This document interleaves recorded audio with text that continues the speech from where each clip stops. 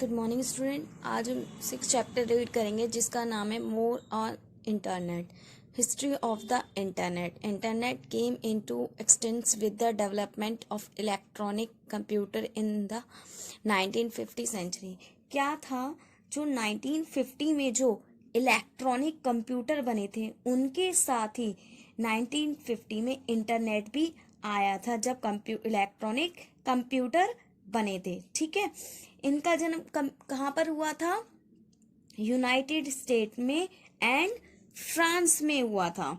ठीक है, 1960 के दशक में जो नासा तथा पर्नट था उनके लिए अमेरिका आर्कियोलॉजी में इंटरनेट के कंपटीशन में रेस लग गई थी। ठीक है ना, वे सब अपनी सैटेलाइट छोड़ने लगे। क्यों? क्योंकि जो सैटेलाइट से ही क्या होता था, नेट चलता था।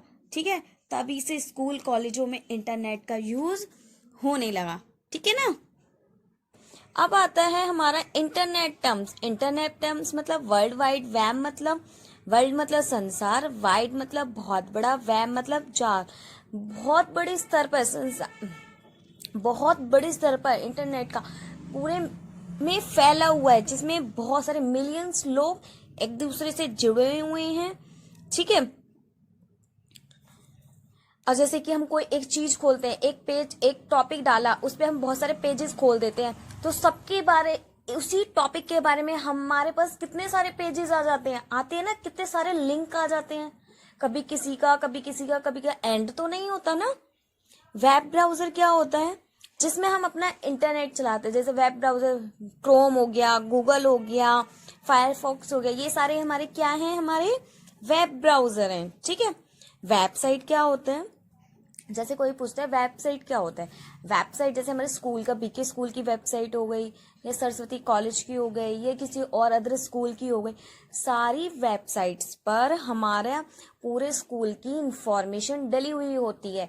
किधर साइड है, किधर साइड नहीं है, क्या चीजें, फैसिलिटीज है, क्या सारा एड्रेस वगैरह सब कुछ हमारा वेबसाइट पे डाल देते हैं। ठीक है, ये होती है वेबसाइट। वेब पेज क्या होता है?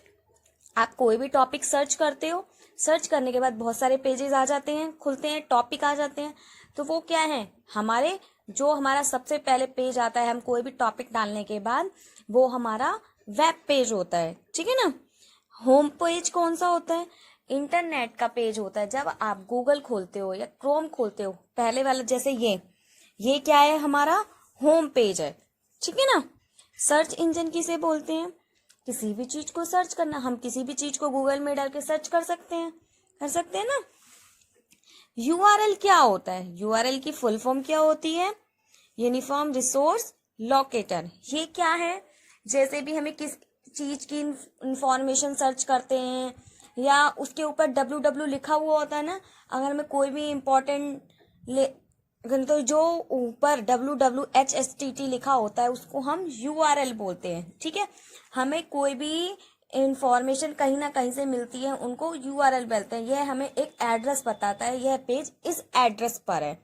ठीक है ना। अब आता है यूजेज। अब हम पढ़ते हैं हाइपरलिंक। हाइपरलिंक क्या होता है? एक फाइल को दूसरी फाइल से अटैच करना। मतलब जैसे हमने एक पेज पर वर्क किया, एक पेज पे वर्क करने के बाद हम अपनी दूसरी फाइल को अटैच करना चाहते हैं, तो क्या होगा? एक लिंक आ जाता है ना, कभी देखा WWHTT, ये क्या होता है? हमारा लिंक होता है। जैसे ही हम उस लिंक पर क्लिक करते हैं तो हम दूसरे पेज पर डायरेक्ट चले जाते हैं, तो वो वाले जो हमारा वर्क होता है, जो हमारा डाटा होता है, वो ओपन हो जाता है। इंटरनेट सर्विस प्रोवाइडर क्या होता है? जो हमें इंटरनेट की सर्विस देते हैं। कौन कौन से देते हैं? जैसे एयरटेल हो गया, वोडा हो गया, क्या हो गया, आइडिया हो गया, ये हमें सारे क्या देते हैं? इंटरनेट की सर्विस तो प्रोवाइड करते हैं। ठीक है। सर्च इंजन, आपको पता है हम कुछ भी चीज सर्च कर सकते हैं, जो भी हमें सर्च करना है। अब आता है basic requirements for an internet connection. Basic, ये क्या है? एक इंटरनेट सर्विस प्रोवाइडर की तरह है। कैसे? जैसे हम कोई भी हम नेट चलाने के लिए कनेक्शन लेते हैं ना, हमें आइडिया का चाहिए, जियो का चाहिए, वोडाफोन का चाहिए, तो यही तो है। ठीक है, जैसे हमें BSNL, एयरटेल, तो इन सबको नेट को चलाने के लिए हम सबको क्या होती है? इसकी नीड होती है। ठीक है ना। आपका चैप्टर इज